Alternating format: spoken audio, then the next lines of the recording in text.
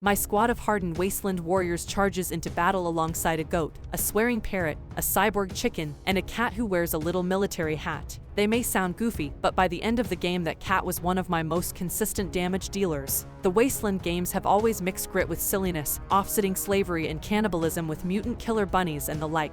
That's one of the things that hasn't changed about Wasteland 3, which is still an RPG where malfunctioning toasters can be cracked open for sweet loot if you've got the toaster repair skill. What's different is the setting. The endless sand of Arizona and California has been traded for the endless snow of Colorado, with your characters as a squad of desert rangers who are way out of their depth. You're sent north to cut a deal with the prosperous local leader for supplies your home desperately needs, which means helping the patriarch of Colorado Springs round up his rebellious offspring. Each of his 3 large adult children have sided with different bizarre factions, from Reagan worshippers to Hispanic murder clowns, and you're thrust into this political shitfight with only your wits, an AI car, a bunch of guns, and those 3 points you probably shouldn't have put in toaster repair. Another thing that's different is that Wasteland 3 is more streamlined, with less of the deliberately old-school clunkiness of Wasteland 2. That was a game where you'd find a loot container, then have the character with perception check it for shenanigans, then a character with alarm disarming or demolitions render it safe, then if it was locked, use lockpicking or safe cracking or brute force to actually open the damn thing. Now some of those skills have been deprecated,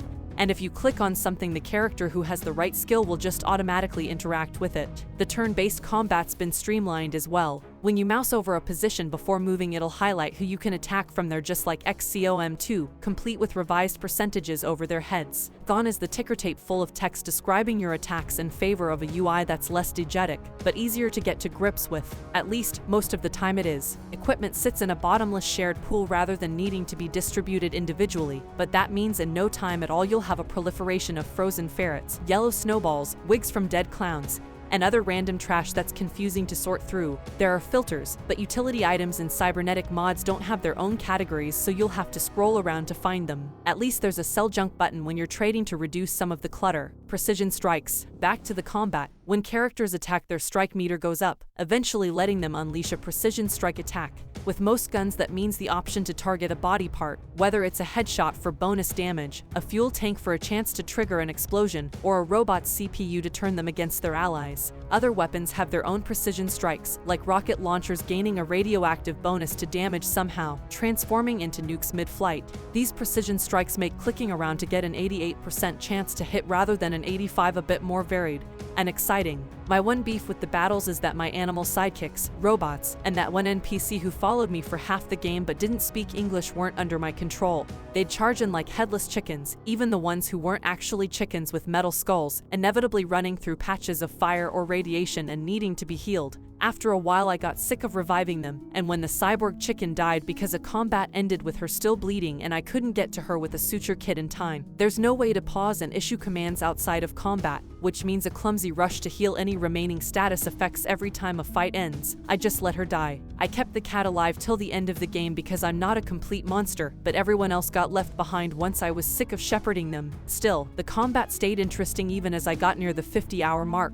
which I can't say of Wasteland 2. I know plenty of people loved it, but I found the second half a bit dull, both because of combat that was a solved puzzle and quests that fizzled out. This time I stayed interested all the way through, both due to fights that had more twists to them. Sometimes you get to bring your car and its mounted cannon, and often you can stealth into position, crouching behind cover before attacking with your character who has the sneaky shit skill for bonus damage, and also because the story held my attention. Up close, the Wasteland games tend to have interesting factions, but not interesting characters, and the only one I consistently remember is Angela Death because her name's ridiculous. Here I felt a little more attached to characters like Scotchma the comedy alcoholic, and Vic the taunting serial killer because I'd seen them up close. It feels more personal. While most conversations play out from a slightly zoomed-in version of the isometric view, some major characters get first-person scenes where you choose your dialogue options while they give mock-apt performances full of expressive interactions, like taking a swig from a bottle or fondling a weapon. They reminded me of the theatrical NPCs of Vampire, The Masquerade, Bloodlines, which is high praise. That said, I struggle to remember the name of the cyborg gang leader or the green-skinned ranger I recruited.